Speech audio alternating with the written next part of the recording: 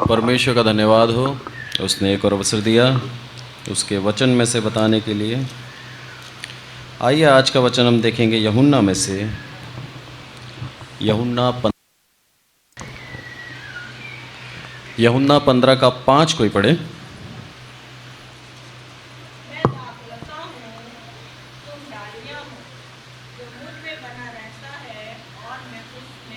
वह बहुत फल फलता है, क्योंकि मुझसे अलग होकर तुम कुछ भी नहीं कर सकते।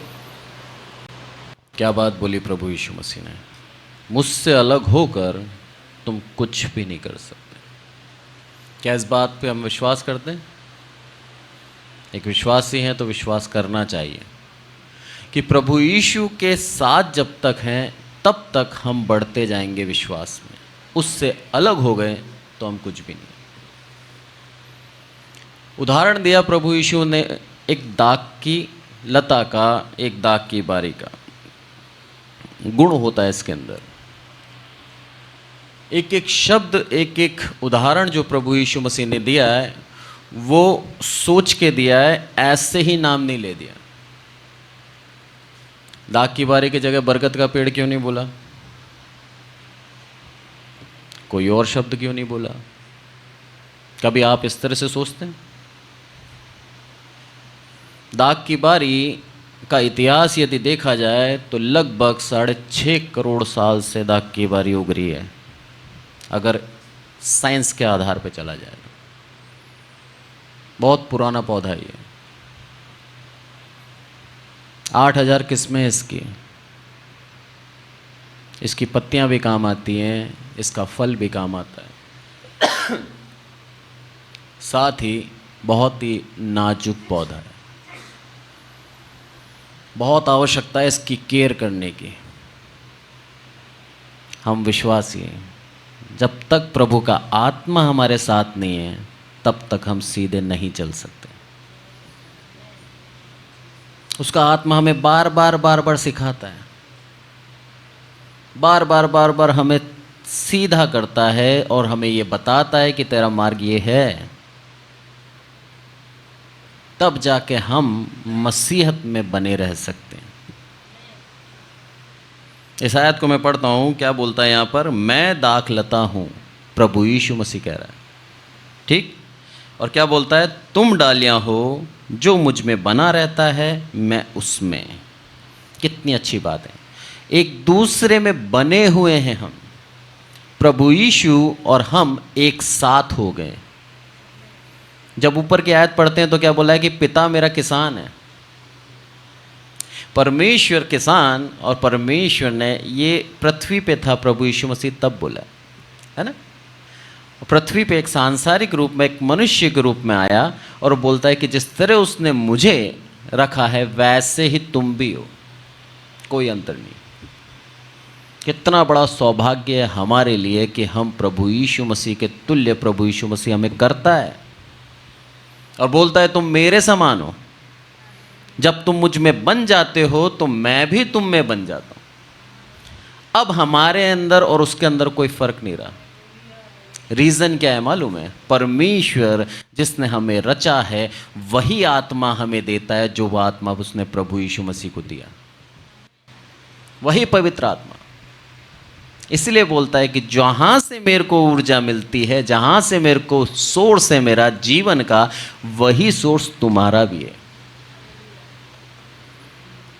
बहुत धन्यवाद देने वाली बात है हमारे लिए कि प्रभु तूने मुझे, हमें चुन लिया और उस दाग की बारी का एक हिस्सा बना दिया।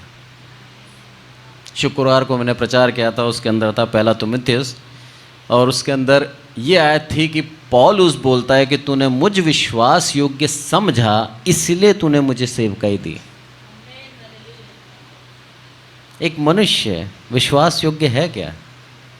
अपने आप को परखें हम, पर प्रभु की नज़र में हम विश्वास योग्य हैं। वो हमें बनाता है। क्यों बनाता है? क्योंकि उसकी डाली के साथ हम जुड़ गए, उसकी दाग की बारी के साथ हम जुड़ गए। अब जो फल प्रभु यीशु मसीह लाया वो फल हमारे से भी चाहता है कि हम भी फल लाएं। हमारा कर्तव्य बन जाता है अब ये, चॉइस नहीं है कि हमें फल लाना है, हमारा कर्तव्य है कि हमारे जीवन में उसका फल होना चाहिए। आगे जब हम पढ़ते हैं इसके अंदर साफ कहता है, वो क्या बोलता है, क्योंकि मुझसे अलग होकर तुम कुछ भी नहीं कर सकते। कुछ चीज बची? हम प्रभु यीशु से अलग होकर अपने आप को बचा सकते हैं? नहीं बचा सकते। हम धनी हो सकते हैं, आशीषित होना मुश्किल है। धन कमाना अलग बात है और आशीष कमाना अलग बात है। आशीषित मीन्स जो मैं चाहूं प्रभु के नाम से मैं मांगूं वो प्रभु मुझे देता है, वो आशीष है। मैं प्रार्थना करूं किसी के लिए, बोलूं प्रभु इसको ठीक कर और वो ठीक करता है, ये आशीष है। मेरे वंश आगे बढ़ रहा है, ये आशीष है। प्रभु हमें आगे से आगे बढ़ाता जाता है और हमारे वंश को चुन लेता है, ये आशीष है। मेरे पिता के बाद उसने मुझे चुना और मैं चाहता हूं मेरे बाद मेरे बच्चों को चुने। प्रभु की इच्छा है। प्रभु चुनता है, मैं उसका धन्यवाद देता हूं। प्रभु नहीं चुनता है तो भी मैं उसका धन्यवाद देता हूं, क्योंकि वो धन्यवाद के योग्य है। वो महान था, महान है, महान रहेगा। हम में कमियां हैं, इसलिए बोलता है वो कि तुम मुझसे अलग होकर कुछ भी नहीं कर सकते। 6ठी आयत में क्या कहता है, यदि कोई मुझ में बना ना रहे तो वो डाली के समान फेंक दिया जाता और सूख जाता, और लोग उन्हें बटोर कर आग में झोंक देते हैं और वे जल जाती है। जो मुझ में नहीं बना रहता, कितना बड़ा एक दुर्भाग्य है। उसको जान लिया, पहचान लिया और उसके बाद वापस सांसारिकता में आ गए। ये है बात। प्रभु यीशु मसीह को मानने के बाद, अपने पापों का अंगीकार करने के बाद, बपतिस्मा लेने के बाद, हम वापस यदि हम सब छोड़कर सांसारिकता में चले गए और बोलते हैं प्रभु मैं पहले ही अच्छा था, पहले परेशानियां तो नहीं थी, पहले दुख तो नहीं था, जितना मैं तेरे वचन में आगे बढ़ता जा रहा हूँ मेरे जीवन में दुख, परेशानी, मुसीबत, मेरे बच्चे बीमार रहते हैं, मेरे घर से बीमारी नहीं जा रही, तंगाई आ चुकी है, पैसा नहीं बच रहा, पहले ही बढ़ जाता है। होते हैं बहुत से, छोड़ देते हैं। मैं एक आंटी का उदाहरण बताता हूँ। मेरे पिता से उन्होंने प्रार्थना कराई कि साहब मेरा प्रमोशन हो जाए और मैं मेट्रन बन जाऊँ। ठीक, प्रार्थना करी, नहीं बन पाई मेट्रन। परमेश्वर की योजना कुछ और थी। 2 साल बाइबल प्रार्थना छोड़ दी उस महिला ने। 2 साल। किसका नुकसान हुआ? प्रभु को कुछ फर्क पड़ा? उसके पास क्या स्तुति करने वाले की गिनतियां कम है? हम स्तुति नहीं करेंगे तो उसको दुख होगा, या फिर हमारी स्तुति ही चाहता है वो? हम किस बात का अहम रखते हैं कि मैं नहीं करूंगा तो प्रभु देख तेरे को क्या होगा? कुछ नहीं होने वाला। दुनिया के अंदर 700 करोड़ लोग हैं, आपके एक ना करने से उसको कुछ फर्क नहीं पड़ता। अरे दिन रात उसके स्वर्ग राज्य में स्वर्गदूत भजन स्तुति करते रहते हैं, निरंतर उसकी स्तुति और उसकी महिमा होती रहती है। पर हमें उसने सौभाग्य दिया है कि हम पृथ्वी पर रह के भी उसकी वंदना, उसकी आराधना कर सकें। उस सौभाग्य को पहचाने, प्रतिदिन हम उसकी स्तुति आराधना करें। अरे जितना दिन जीवन लिखा है उतने दिन हम उसको मान लें, माने रहेंगे, बने रहेंगे, फलवंत होते रहेंगे। जैसे ही उससे हट जाएंगे, 2 साल में इतना दुख झेला उस महिला ने, हर एक प्रकार से परेशान हो के 2 साल में जब अपनी गलती का एहसास हुआ, वापस आई, माफ़ी मांगी, फिर जाके प्रमोशन हुआ। परमेश्वर हमारे अहम को तोड़ना चाहता है। हम उससे अलग हो सकते हैं, बहुत आसान है। उससे जुड़कर चलना, उसमें कठिनाई है। संसार हमसे बैर रखेगा, रिश्तेदार हमसे दूर हो सकते हैं, कुछ भी हो सकता है। पर यदि हमें फल चाहना है, हमारे जीवन में यदि हम फल चाहते हैं तो उसके साथ बने रहें, एक दाख की बारी के समान। दाख की बारी उगते ही फल नहीं ले आती, समय लगता है, खाद भी डालनी पड़ती है, उसे बार बार छांटना भी पड़ता है, उसको सही दिशा दिखानी पड़ती है, सब करना पड़ता है, तब जाके फल आता है। हम प्रभु यीशु मसीह के साथ जुड़ते ही अगर सोचें कि प्रभु मेरे को ये भी आशीष दे दे, ये भी आशीष देते, तो हम मतलब ही हैं, हम प्रभु को समझे ही नहीं अभी। पर उसके साथ दुख उठाएं, फिर जीवन में फल आएगा। प्रभु यीशु मसीह ने कई दुख उठाए और उस जैसा दुख कोई नहीं उठा सकता, पर उसके बावजूद भी परमेश्वर को हमेशा धन्यवाद देता रहा। यहाँ पर क्या बोलता है, जो मुझसे नहीं बना रहता है वो क्या हो जाता है, सूख जाता है, खत्म हो जाता है। और ऐसे कई परिवार हैं, कई परिवार, उदाहरणों की कमी नहीं है। मसीह कहलाने वाले, अपने आप को चर्च प्रति सप्ताह ले जाने वाले, बाइबल प्रार्थना करने वाले, एकदम से छोड़ देते हैं सब कुछ। क्यों छोड़ देते हैं? सारे काम हो गए, अब ज़रूरत नहीं है। और जब ज़रूरत नहीं महसूस होती तब परमेश्वर के मार्ग में आना, परमेश्वर के भवन में जाना उनको अच्छा नहीं लगता। बोला अब क्या करना है, ऑनलाइन देख लेंगे, आजकल तो सुविधा है, देखते हैं ना ऑनलाइन। बोला नॉर्मल है, ऑनलाइन देख लेंगे हम लोग। क्या बोलता है वो, और लोग उन्हें बटोर कर आग में झोंक देते हैं। आज हम सुरक्षित हैं क्योंकि हम डाली में बने हुए हैं। अलग हो गए ना तो हमारा छुड़ाने वाला हमसे अलग हो गया। बोलता लोग उठा लेंगे तुम्हें, आग में झोंक देंगे, खत्म कर देंगे, भस्म कर देंगे। दाग की बारी का बस्ता नहीं है, कोई कोयला नहीं निकलता उसका। पेड़ का कोयला निकाल सकते हो आप लकड़ी से, दाग की बारी का कोयला वेला नहीं है, भस्म हो जाती है। जब तक हम उसके साथ हैं तब तक हम सुरक्षित हैं।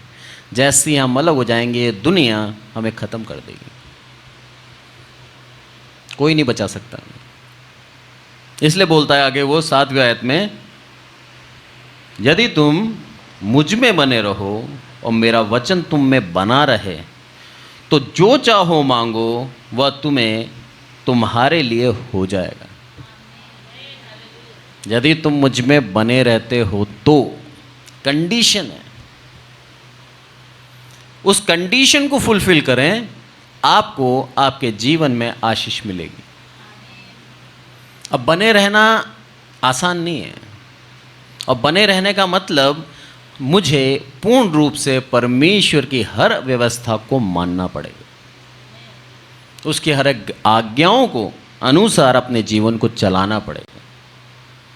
बने रहना आसान नहीं है। हम यदि प्रभु यीशु मसीह के साथ बने रहना चाहते हैं तो उसके स्वरूप में बने, जैसे प्रभु यीशु मसीह ने करा, पूर्ण रूप से अपने पिता परमेश्वर के अनुसार अपने जीवन को चलाया। और उसके माँ बाप ने भी यही किया, हर फसह पे लेके जाते थे उनको। माँ बाप का भी कर्तव्य बनता है कि हम अपने बच्चों को प्रभु के भय भक्ति में बढ़ाएं, और जब बढ़ाते हैं हम तो बच्चों का भी कर्तव्य बनता है कि पूर्ण रूप से प्रभु की आज्ञाओं को सीखें। ये जरूरी है, यही जीवन है हमारा, ये आशीष है हमारी कि वो हमको आशीष देता है यदि हम उसके साथ बने रहते हैं। वचन क्या बोलता है कि वह तुम्हारे लिए हो जाएगा। अरे जो तुम्हें चाहिए, जो तुम चाहो, अब इससे बड़ी आशीष और क्या है? मनुष्य की चाह कभी खत्म होती है? मनुष्य की इच्छा खत्म होती है? पर प्रभु क्या बोलता है, मेरे साथ बने रहो, तुम्हारी हर इच्छा पूरे करूंगा। कनान देश जब लेके जा रहा था मिस्र से पूरे के पूरे इस्राएलियों को, हर एक इच्छा उनकी पूरी करी। प्रभु मांस खाना है, ठीक है मांस भी दूंगा। इतना खिलाया कि नाक से खून आ गया। 40 साल मन्ना खिलाया। किसी ने काम किया? कोई जाता था सुबह काम पे, शाम को आता था? नहीं जाता था। प्रभु जिसको चुन लेता है, जिसको चाहता है, उसके हर एक आवश्यकताओं को पूरा करता है। वो उसकी जिम्मेदारी बन जाती है। फिर आज हमें काम दिए हैं, हम उसका धन्यवाद दें, उस काम को पूरी ईमानदारी से करें क्योंकि प्रभु ने दिया है हमें। पर हमारी ज़रूरतों को वो जानता है, वो जानता है हमें क्या क्या चाहिए, क्या क्या हमारी आवश्यकताएं, आगे से आगे वो पूरा करता है। वो चाहता है कि मेरा बच्चा किसी भी प्रकार से निर्बल ना हो, अक्षम ना हो, इसके अंदर पूर्ण रूप से मैं सामर्थ्य भरता रहूं, और वो देता भी है। ये इसकी आशीष है, उसके साथ बने रहने की आशीष। हर एक चीज जो हम परमेश्वर से मांगते हैं प्रभु हमें देता है, बस उसके अंदर उसकी महिमा होनी चाहिए। जब तक हम उसकी महिमा अपने जीवन से करते रहेंगे प्रभु हमें देता रहेगा। जब तक हम स्वार्थ के रूप से खुद के लिए मांगेंगे, मांगते रहो, नहीं मिलेगा। हमारे जीवन से उसकी महिमा होनी चाहिए, हमारे मांगने से उसकी महिमा होनी चाहिए, वो देगा। आप मांगे, निस्वार्थ मन से मांगे, प्रभु इस बहन के पास घर नहीं है, इसको दे दो, दे देगा। प्रभु इसको बहन को आने जाने में समस्या आती है, गाड़ी नहीं है, दे दो, दे देगा। प्रभु इसके बहन का स्वास्थ्य गड़बड़ है, ना खा पाती है, ना कुछ कर पाती है, इसको ठीक कर दे, कर देगा। जो चाहेंगे वो कर देगा। प्रभु यीशु मसीह ने भी यही करा, निस्वार्थ मन से सबके लिए मांगा और सबके लिए पूरा हुआ। हम वही निस्वार्थ मन से मांगने लगें। प्रभु चाहता है कि हम दूसरों के लिए प्रार्थना करें, प्रभु चाहता है हम दूसरों के लिए मांगें। खुद के लिए तो सब मांगते हैं, प्रभु चाहता है हम दूसरों के लिए जीना सीखें, क्योंकि प्रभु यीशु मसीह खुद के लिए नहीं जिया, वो दूसरों के लिए जिया, और वो चाहता है हम उसके साथ मिलकर उसके समान बने। और आप जितने भी परमेश्वर के भक्तों को देखेंगे, उनके जीवन में आप एक ही चीज़ कॉमन देखेंगे, वो सिर्फ दूसरों के लिए जिए। सुसमाचार सुनाना, दूसरों के जीवन को बचाना, उनके लिए प्रार्थना करना, उनके लिए अपने जीवन को समर्पित कर रखा है।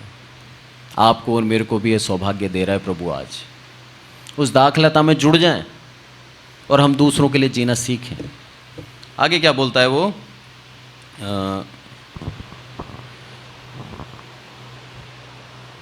8वीं आयत, मेरे पिता की महिमा इसी से होती है कि तुम बहुत सा फल लाओ, तभी तुम मेरे चेले ठहरोगे।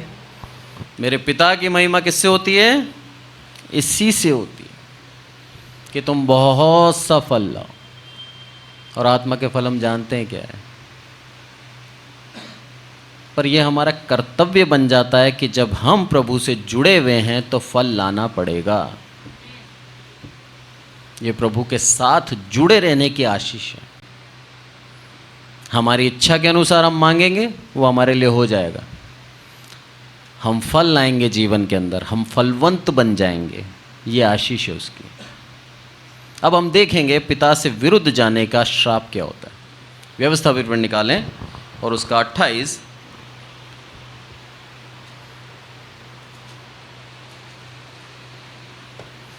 और उसका 15 से पढ़ें। परंतु यदि तू अपने परमेश्वर यहोवा की बात ना सुने और उसकी सारी आज्ञाओं और विधियों के पालने में जो मैं आज तुझे सुनाता हूँ चौकसी नहीं करेगा, तो ये सब शाप तुझ पर आ पड़ेंगे। क्या बोला? यदि तू ना सुने और उन विधियों की चौकसी ना करे तो सारे श्राप तुझ पर आ पड़ेंगे। अब क्या क्या श्राप हैं वो पढ़ें 16 से 20 तक।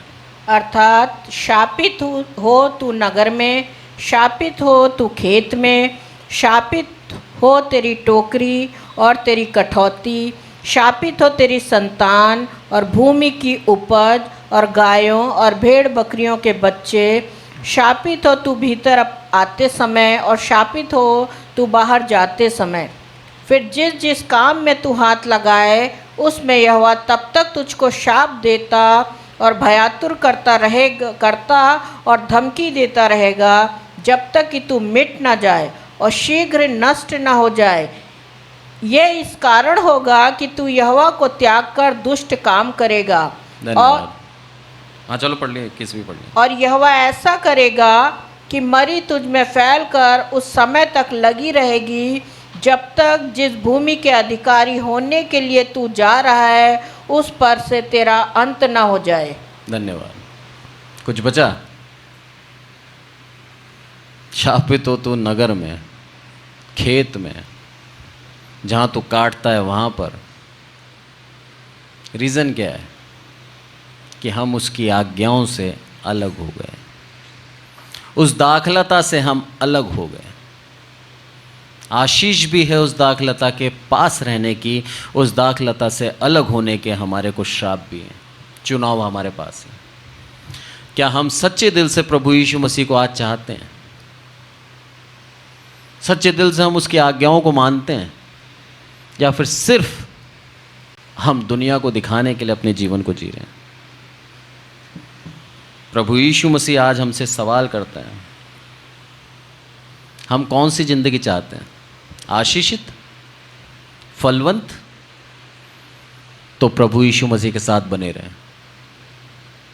और यदि हम उसकी आज्ञाओं की चौकसी नहीं रखते हैं, अपने दिल की करते हैं, अपनी इच्छा पूरी करने के लिए सारे काम करते हैं, अपने दिल को प्रसन्न करने के लिए अपने जीवन को जीते हैं, तो प्रभु क्या बोलता है? शापित हो तेरी टोकरी, शापित हो तेरी कटौती। अरे जहाँ पर तू रखता है वो भी श्रापित है, जहाँ से तू काटता है वो भी श्रापित है, जिस जगह तू काम करता है वो भी श्रापित है, जिस जगह तू रहता है वो भी श्रापित है। कहीं नहीं बच सकता तू। और आगे क्या बोलता है वो? श्रापित हो तेरी संतान। ना केवल मैं, मेरी संतान भी श्रापित हो जाएगी यदि मैं प्रभु यीशु मसीह को जानकर, मानकर उससे अलग हो जाता हूँ। ये उन लोगों के लिए, अन्य जाति के लिए नहीं है जिन्होंने अभी तक जाना ही नहीं। ये उन लोगों के लिए जो जान चुके हैं, जो मान चुके हैं और उसके बाद प्रभु से अलग हो जाते हैं। बहुत भयानक सत्य है ये।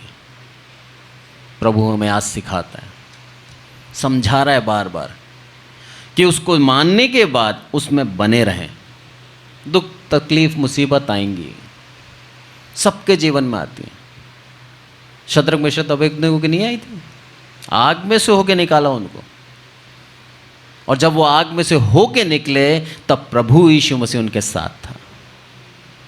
वो रूप देखा उन्होंने। जब तक हम आग में नहीं जाएंगे तब तक हम उसको नहीं देख पाएंगे। उस दुख में आना पड़ेगा, तब जाके हम उसकी सामर्थ्य को समझ पाएंगे। उस दुख को देखकर हम भाग नहीं जाएं, प्रभु को छोड़ ना दें, क्योंकि छोड़ दोगे तो तुम्हारे पीछे श्राप बना रहेगा, ना तुम पर बल्कि तुम्हारी संतान पर भी बना रहेगा। अब ऐसा माँ बाप मैं नहीं समझता कोई होगा जो खुद का प्राण तो खो सकता है पर अपने बच्चे का प्राण खोने दे और वो चुपचाप बैठे। अपने बच्चे के लिए तो हम जीते हैं, सब कुछ करते हैं ना बच्चे के लिए, मेहनत करते हैं, परिश्रम करते हैं, बच्चों को अच्छा भविष्य मिले इसके लिए सब कुछ करते हैं। पर हमारी गलतियां उस बच्चे के भविष्य को अनंत काल के लिए खत्म कर सकती है, श्रापित कर देगी। स्वर्ग राज्य नहीं जा पाएगा। कोई श्राप लेके जा सकता है? नहीं जा सकता। उस दाखलता में बने रहें, फलवंत होंगे, फल आएगा। इसलिए क्या बोलता है कि वो फिर जिस जिस काम में तू हाथ लगाए उसमें यहोवा तुझे तब तक तुझको श्राप देता और भयातुर करता और धमकी देता रहेगा जब तक तू मिट ना जाए। जिस जिस काम में तू हाथ रखेगा, पूर्ण रूप से खत्म नहीं हो जाएगा ना तू, तब तक मैं तुझे मारता रहूंगा। एक साथ क्यों नहीं मारा?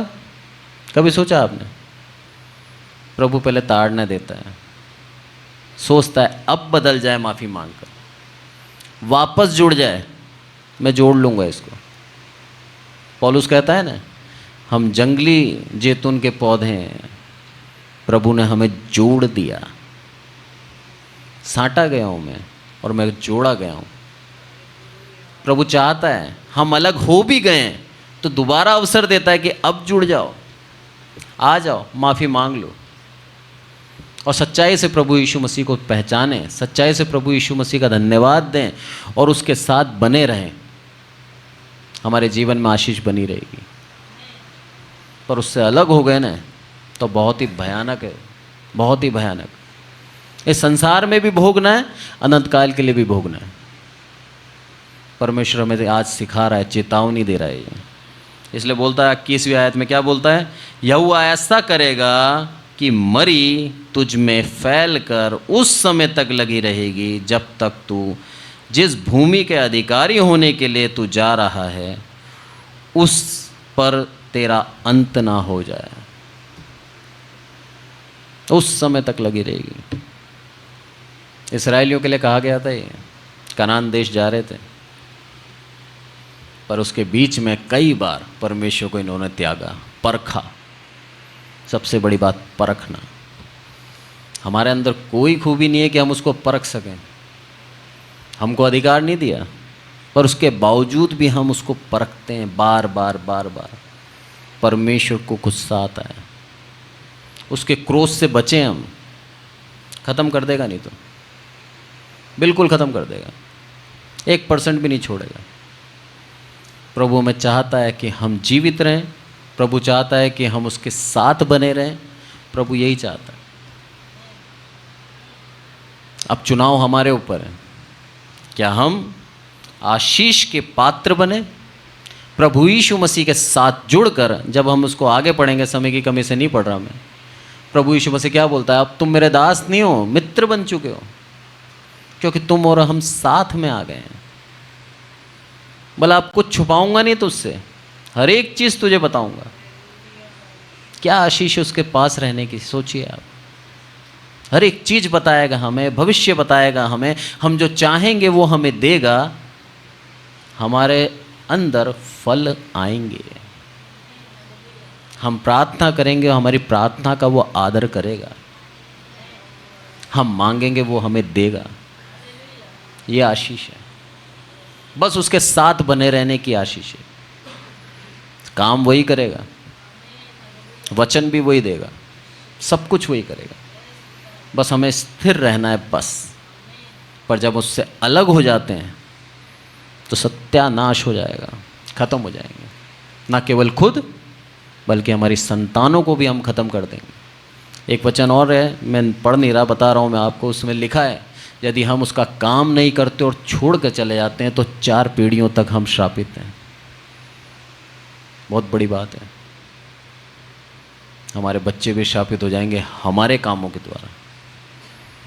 कितनी बड़ी जिम्मेदारी है एक माता पिता के लिए कि प्रभु को जब जान लिया है तो उसके संग संग चलते रहें, उसको छोड़े नहीं। परमेश्वर इन छोटे से वचन से हम सबको आशीषित करें। आइए प्रार्थना करें। हे हमारे प्रभु, आपका बहुत बहुत धन्यवाद ईश्वर। मेरे प्रभु, आज के वचन के लिए आपका धन्यवाद देते हैं ईश्वर। सच में मेरे प्रभु सच्ची दाखलता आप हैं ईश्वर। जब हम आपसे जुड़े रहते हैं तो आप मेरे प्रभु आपकी आत्मा के द्वारा हमारे अंदर फल लाते हैं ईश्वर। मेरे प्रभु, हमारे अंदर कोई योग्यता नहीं है, कोई खूबी नहीं है ईश्वर कि हम अपने खुद के दम पर कुछ फल ला सकें ईश्वर। आपका वचन कहता भी है जब तक हम जुड़े हुए हैं तब तक ही फल लाएंगे। जैसे ही हम हट जाते हैं मेरे प्रभु, नाश हो जाएंगे, ख़त्म हो जाएंगे, हम कुछ नहीं कर पाएंगे ईश्वर। एक और बार मेरे प्रभु आपने हमें चुनाव दिया है ईश्वर। एक और बार मेरे प्रभु आपने हमें बताया ईश्वर कि आपके पास रहने के क्या फ़ायदे हैं और आपसे दूर जाने के क्या नुकसान है ईश्वर। मेरे प्रभु, विशेष करके इस कलीसिया के लिए प्रार्थना करता हूँ ईश्वर। सब आपको जानते हैं, विश्वास करते हैं मेरे प्रभु। ऐसा कभी ना हो ईश्वर कि शैतान इनके दिल में से आपका वचन उठा ले जाए ईश्वर, और मेरे प्रभु ये आपके मार्ग से दूर चले जाएं ईश्वर। मैं नहीं चाहता मेरे प्रभु कि एक भी मेरे प्रभु नाश हो जाए ईश्वर। सारे के सारे आपके राज्य में आए मेरे प्रभु। सारे के सारे मेरे प्रभु आपके स्तुति, आपके भजन गाने वाले हों ईश्वर, और सारे के सारे आपके मेरे प्रभु सुसमाचार को बांटने वाले हों ईश्वर।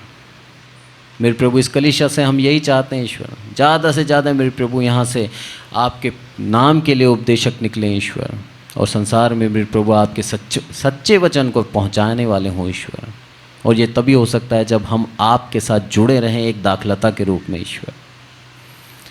आपकी आत्मा, आपका संदेश और आपका अनुग्रह हम पर बना रहे ईश्वर। हम मेरे प्रभु आपके साथ जुड़े रहें ईश्वर और फल लाएं ईश्वर। सारी आदर महिमा आपको देते हैं मेरे प्रभु। हम घटें आप बढ़ें ईश्वर। प्रभु यीशु मसीह के नाम से मांगते हैं, आमीन।